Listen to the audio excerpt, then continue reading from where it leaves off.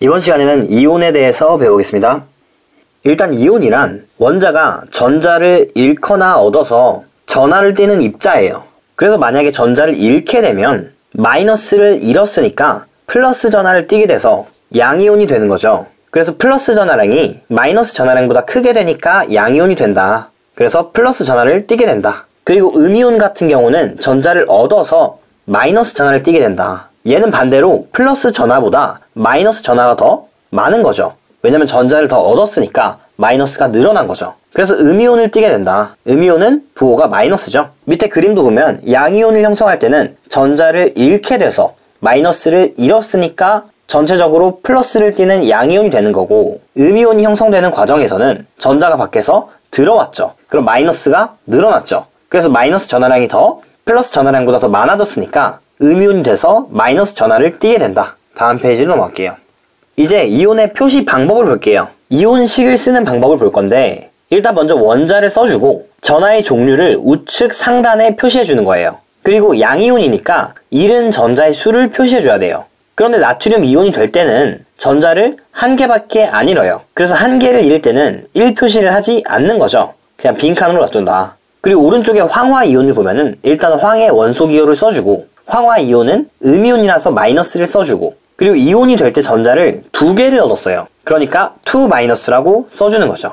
그래서 이런 식으로 원소 기호랑 얻은 전자 수와 전하의 종류를 표시해준다. 그리고 이온의 이름은 어떻게 붙이는지 볼게요. 양이온 같은 경우는 그냥 원소의 이름 뒤에 이온을 붙이기만 하면 돼요. 그래서 리튬 같은 경우는 이온이 되면 그냥 리튬 이온이라고 부르면 되고, 칼슘 같은 경우는 이온이 되면 칼슘 이온이라고 부르면 된다. 그런데 오른쪽에 음이온 같은 경우는 조금 달라요. 원소의 이름 뒤에 뭐뭐화 이온을 붙이는 거예요. 그런데 원소의 이름이 소로 끝나는 경우가 있어요. 그러면은 소를 빼준다. 대표적인 예시로 이제 첫 번째로 염소가 나오고 있어요. 염소 이온은 염소화 이온이 아니라 소를 생략해서 염화 이온이 된다. 그리고 두 번째로 산소가 있죠. 산소도 마찬가지로 산소화 이온이 아니라 소를 생략해서 산화 이온이 된다. 이 정도로 알아주면 좋을 것 같아요. 그리고 추가적으로 산소는 전자를 2개를 얻었으니까 O2-라고 썼고, 염소는 전자를 1개를 얻었으니까 Cl-라고 쓴 거죠. 네, 이런 식으로 알아주면 될 것 같고, 밑에 여러가지 이온의 이온식들을 한번 봐볼게요.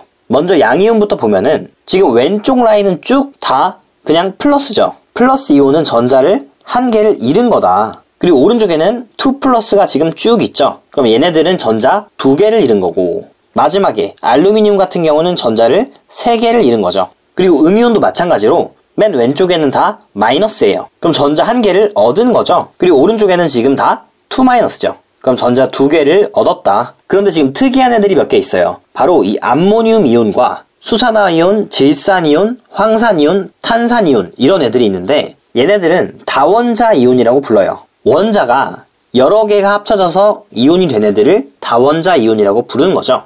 그래서 제일 마지막에 있는 이 CO3-를 보면 이 탄소 1개와 산소 3개의 조합이 총 전자를 2개 얻은 거예요. 그래서 이런 식으로 묶음으로 존재하는 애들도 있다 라는 것까지 알아주면 좋을 것 같아요. 다음 페이지로 넘어갈게요. 그리고 이온의 전하를 확인하는 방법에 대해서 볼게요. 이온이 들어있는 수용액에다가, 그러니까 물에다가 녹인 용액이죠. 전원장치를 연결하면 양이온은 마이너스 극으로, 음이온은 플러스 극으로 이동해서 전류가 흐른다. 지금 그림에 보면은 염화 나트륨이 있어요. 이 염화 나트륨은 나트륨 이온과 염화 이온이 합쳐져서 만들어져 있는 애들인데, 고체 상태일 때는 전류가 흐르지 않아요. 왜냐면 Na+랑 Cl-가 너무 강하게 결합하고 있어서 이동이 불가능해서 전류가 안 흘러요. 그런데 이 염화 나트륨을 물에 녹이는 순간 자유로운 이동이 가능해져요. 그래서 이 염화 나트륨 수용액 상태에서는 전류를 흘려주면 전류가 잘 흐른다는 거죠. 그래서 전류가 흐르게 되면 이 Na+, 플러스 전하를 가지고 있으니까 마이너스 극 쪽으로 움직여주는 거고, Cl-는 마이너스 극이니까 플러스 극 쪽으로 움직여준다. 그래서 이온은 수용액 상태에서 전류가 잘 흐르고, 플러스는 마이너스로, 마이너스는 플러스로 이동을 한다. 다음 페이지로 넘어갈게요.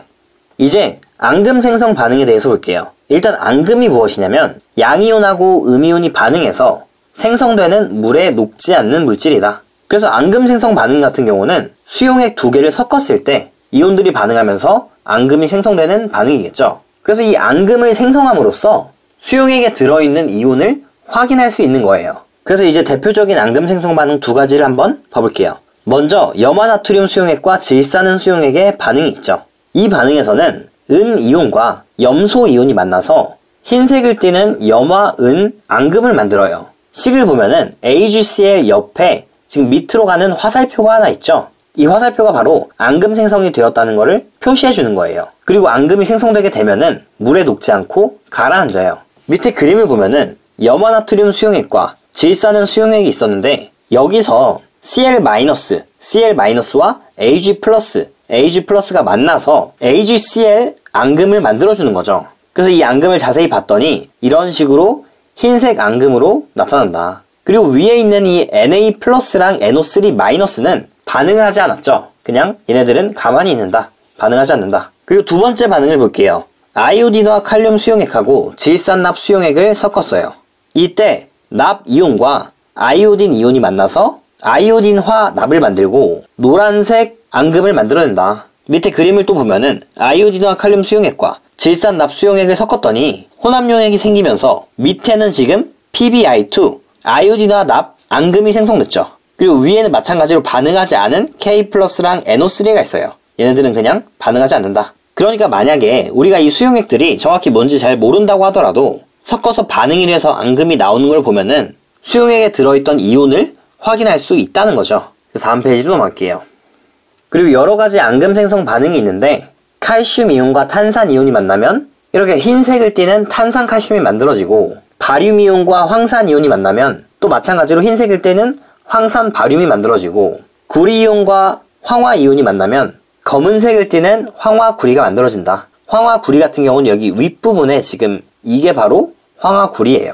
그리고 나머지 부분들이 지금 파란색으로 보이는 이유는 구리 이온이 물속에 있으면 파란색을 띠기 때문이에요. 그래서 이렇게 앙금 생성 반응을 통해서 이온을 확인할 수가 있다. 대표적인 예시로 수돗물 속에 염화 이온이 있는지 확인할 수 있는 방법은 은 이온을 넣어서 앙금이 생성되는지 볼 수 있다는 거죠. 왜냐면 염화 이온이랑 음이온이 만나서 염화은 앙금을 생성하기 때문이죠. 그리고 또 폐수 속에 납 이온이 있는지 확인하려면 아이오딘화 이온을 이용해서 검출할 수 있다. 이렇게까지 알아주면 좋을 것 같고 이번 수업은 여기까지고 영상이 유익하셨다면 구독 눌러주시고 좋아요 눌러주시면 감사하겠습니다.